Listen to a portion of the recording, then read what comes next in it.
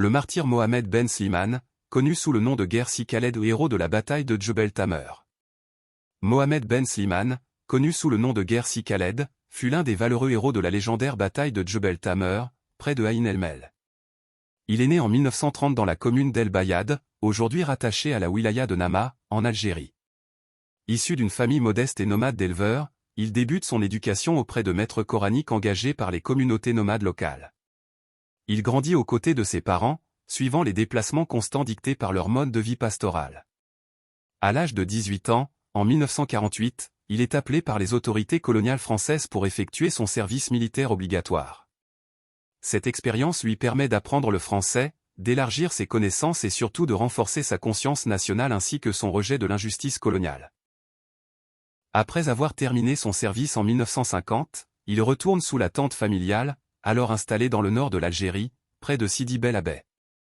Il envisage alors de se rendre en France pour y travailler et subvenir aux besoins de sa famille composée de 8 membres, ses parents, 2 frères et 4 sœurs, dont il était l'aîné. Toutefois, son père s'oppose à ce départ, et Mohamed respecte sa décision. Par la suite, il trouve un emploi auprès d'un entrepreneur opérant au Maroc, ce qui lui permet de voyager en Espagne, puis en France en tant que travailleur migrant, entre 1951 et 1953. Il finit par rentrer définitivement en Algérie et s'installe près de la ville de Mecheria. Lorsqu'éclate la guerre de libération en 1954, il entre en contact avec des militants du mouvement national, dont Taïbi Ahmed, Taleb, Moulay Ahmed et Moulay Yacoub. Il s'engage d'abord dans l'activisme politique à leur côté, avant de rejoindre en 1956 les rangs de l'armée de libération nationale, ALN. À Djebel Mergheb, au sein de la 14 unité de la 8 régions de la 5 wilaya historique. Sa première mission, confiée par la direction, est l'élimination d'un gendarme algérien considéré comme traître, surnommé El Mokhtar El Jidarmi, dans la ville de Mecheria en 1956, aux côtés du combattant Si El Aïdaoui Abdelhakem. Il est blessé au cours de l'opération et évacué vers la ville d'Oujda, Maroc, pour y être soigné.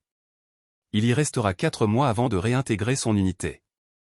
Il est ensuite nommé chef d'unité à ALN, puis rejoint les colonnes de combattants se dirigeant vers l'est. Il participe à plusieurs grandes batailles, dont celle de Kanak Abdelrahman, 1957, et celle de El Ghada, 1958, près d'Aflou, dans la wilaya de Lagoua. Sa participation active dans de nombreuses opérations de la 6 wilaya historique lui vaut d'être promu au grade d'officier. Son ultime combat a lieu le 28 mars 1959 à Djebel Tamer, près de Ain el-Mel, dans la wilaya de Msila, où il tombe en martyr, aux côtés de 2 figures légendaires, le colonel Amirouche et le colonel Si El Aouais, également tombés ce jour-là sur le champ de bataille.